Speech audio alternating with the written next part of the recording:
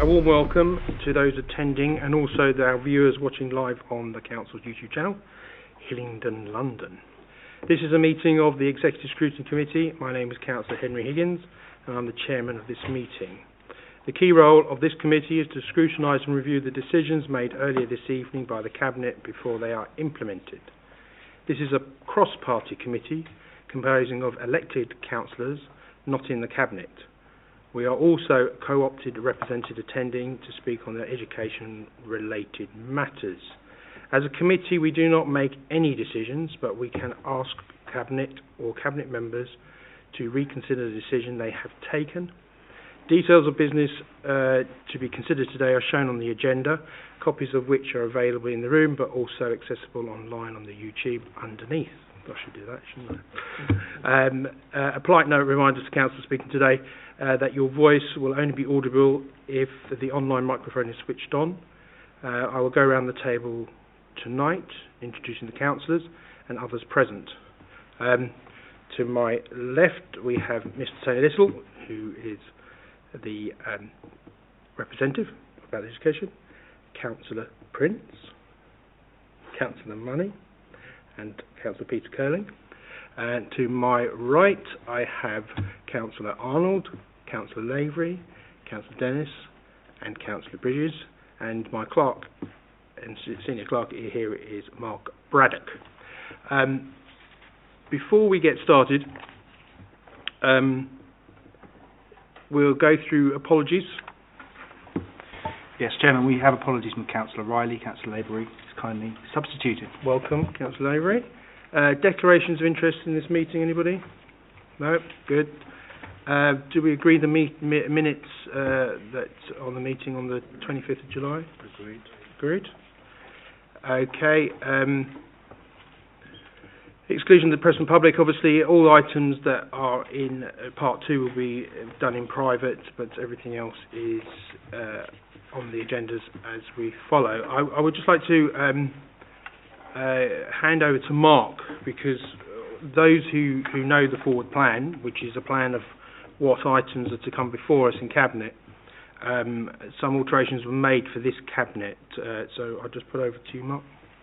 Yes, councillors and those watching, there were a number of reports scheduled on the full plan for the September Cabinet for various reasons and agenda management. A number of those reports, noting reports that decision wasn't required, have been moved to the October Cabinet meeting. So that was the gambling policy, because we can take that to the October meeting. It will then go to, if approved, to November Council.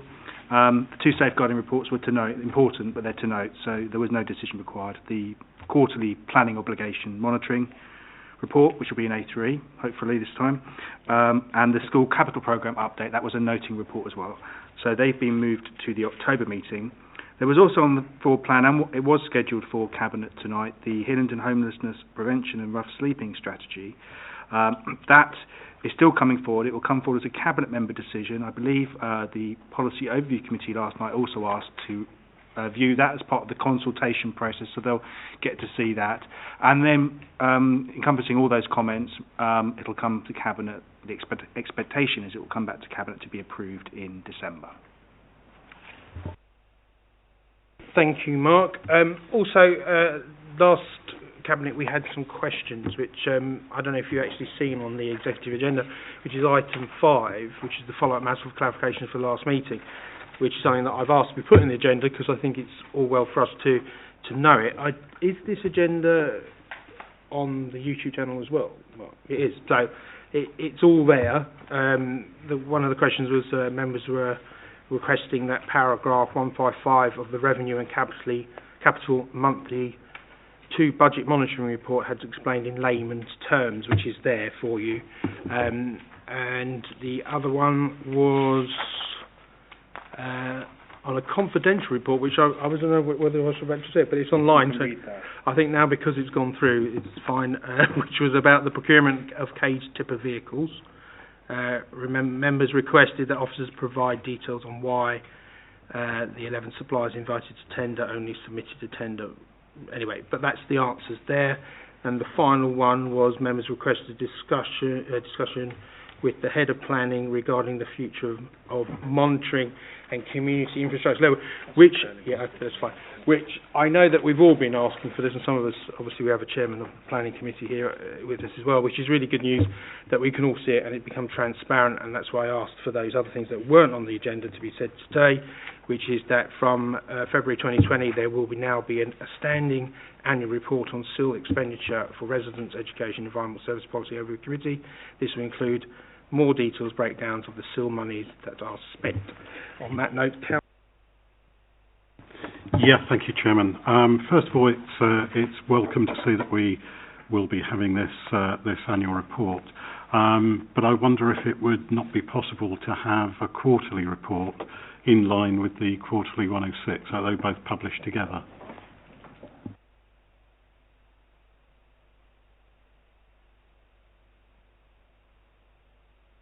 Well, you might as well explain that to me. I understand that there's a requirement nationally for councils to publish an annual report. So it's that annual report that would go. Any quarterly reporting would be something we'd have to sort of do on our own basis. I can put that forward, but I think one might want to start with the annual report and see how that goes. But the annual report is a statutory report that will go up with a bit more explanation about what's being spent locally.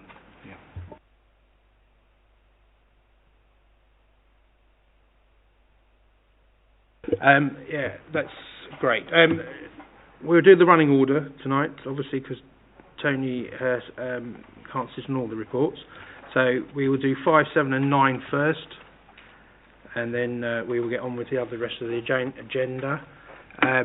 Item 5, obviously I waived the call in on this, obviously, because it needs to go in. I know that the whole chamber is in agreement against this third runway anyway, so I didn't think it was a big issue. Has anybody got anything on it? Yes, Councillor May. Just on the record that it's a good report, Yeah. a good explanation to the consultation, and it's fully supported by us. Yeah, brilliant. Mr. Little. Thank you, Chairman. I too welcome the report, and particularly the aspects in it relating to the schools. Yeah. But I have two questions. Yep. One is, I haven't seen the full appendix until this evening, so I'm not certain of my facts, but I have been advised there may be an error relating to the ownership of one of the school sites. Okay. If that is the case, do we need to issue a correction? Okay. The second one is, were the schools mentioned in the report consulted as part of the process of preparing the council response? Yeah, that's Heathrow's consultation, it wasn't ours. So that was theirs. I have no idea.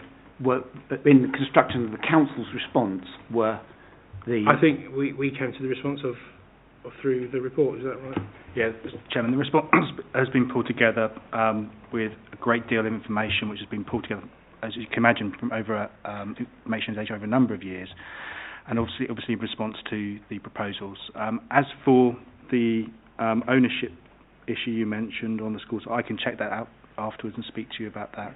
I wouldn't think it would materially affect the council's response because it's about the effect on the school itself. And then in terms of the other matters, I'm happy to speak to you outside the meeting on that. Yeah, I should mention I am a governor of one of the schools, yeah, and former governor of two of the others, yeah.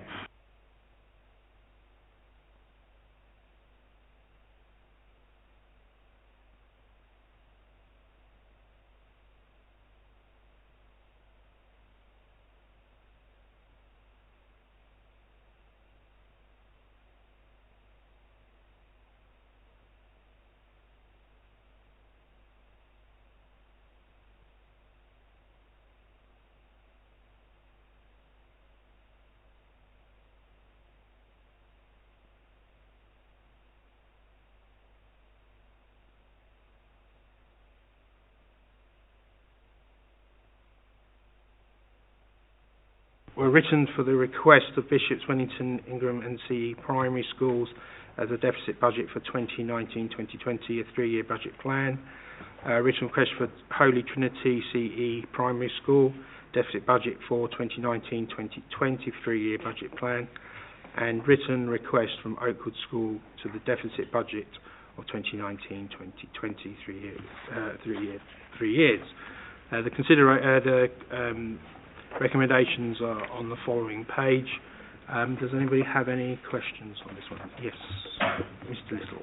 Thank you, Chairman. Obviously, this is a serious position for these schools, and one doesn't want to stand in the way of this. But two questions.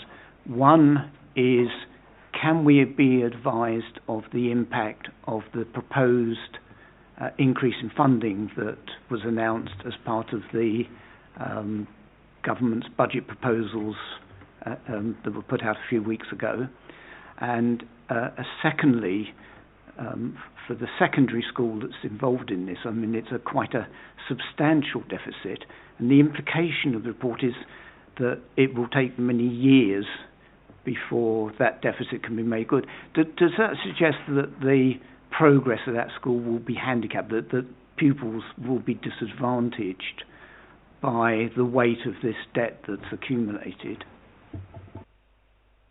No, I don't think. The situation is, obviously, it's a new school, new build. Obviously, they're to fill in the places as they go through the system. Obviously, as a council, it's not our responsibility. The funding comes to the forum. This is just for us to acknowledge the situation. I don't know if any other members have any further to say. Yeah, Councillor Harlan? Thank you, Chairman. I'd like to sort of echo some of your points, actually. I think, particularly with the senior school, I mean, it's a huge deficit, and we have had this senior school come before this committee before, and I think at the last time we said, would there be improvements, and this has got worse. So I don't know if we can get some more details for possibly on if there is a plan, so that the deficit, we're not here in a year's time. Really is up to the committee if they wish to have further information. I'm quite willing to ask for it. I mean, because who would like it? 1, 2, 3, 4, 5. Okay, fine. We'll ask for further details. It's not really a problem. I'm sure that it's all worked out properly. Anyway, any other questions on item 7? No. Okay, item 9.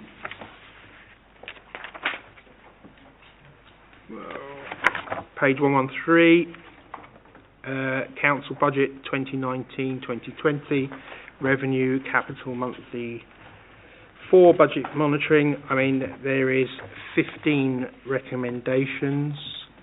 I mean, I could... obviously, I'll mention a few of them. Obviously, they're in the report. Obviously, the budget position. Obviously, the normal understanding we have about the assignment agency staff here, and obviously some good news in here, and some stuff that all of it's really, I suppose, good news. But if anybody has any other questions on it, that's fine. Yes, Mr. Listle. Thank you, Chairman. I have 3 questions. The first one relates to page 141, where it refers effectively to the position of the high needs, which has been an issue I've raised several times before. And I won't dwell on the points that I've made previously, but I did request if it was possible for us to see the deficit recovery plan, and we haven't had an answer on that.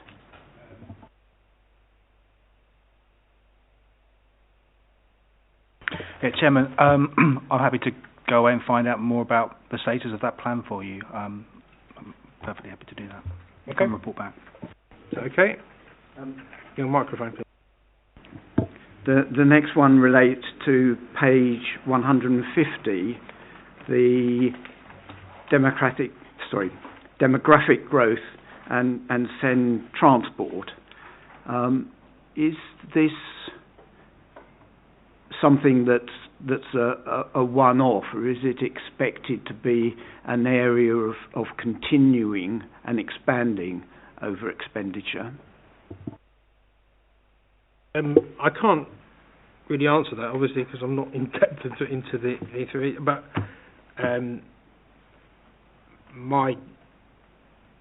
my personal feeling is that it's something that we have to monitor on a regular basis, and we have funds available for us to draw down if we need to. So, I mean, I don't know any further information than that. But we can ask for further information if that's what you require.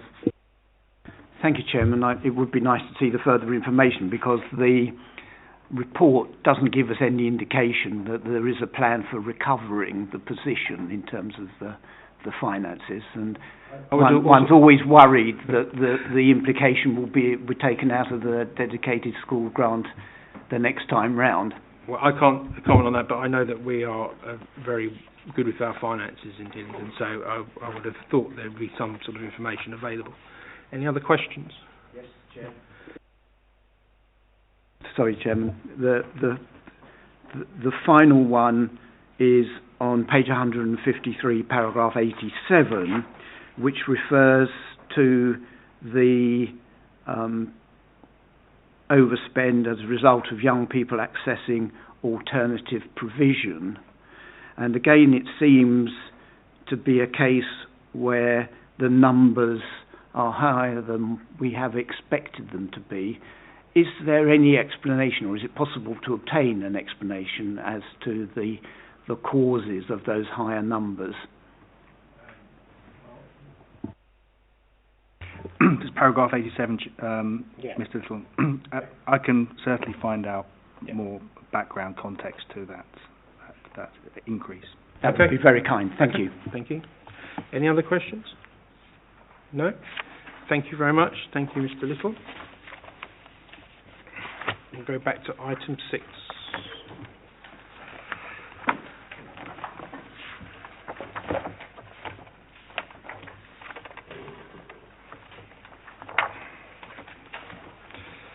Conservation Area Appraisal Statement for Northwood Town Centre and Green Lane Conservation Area and the local listed building and architectural historic importance. The recommendations are 3, which are all there for you to read. Consider the response to the draft appraisal, formally adopt the Northwood Town, and approve additional 40 new entries. Has anybody else got anything on this? No? No? Great. Okay, lovely. That's it. So, the TFL one, sorry, yes. 9. 8, actually. You're actually right on this fine. Item 8. I know wonder that threw me. 2 9s. Transport for London, a local implement plan 2020 to 21 annual spending submission. Again, recommendations. We do this on a regular basis. We have 3 of them again. Agrees the principal of councils at local information for 2021. Delegated authority to the Deputy Chief Executive and the Corporate Director, and the Leader of the Council and the Cabinet Member for Planning, Transportation and Recycling. And 3 notes that the progression of any individual scheme or programme in the plan is funded by Transport for London. Budgets will also be subject to democratic capital release procedures, and the Leader and the Cabinet Member for Finance and Property Business Services will be consulted. Has anybody got anything on this one? No? Well, thank you very much. Now we'll go to part 2.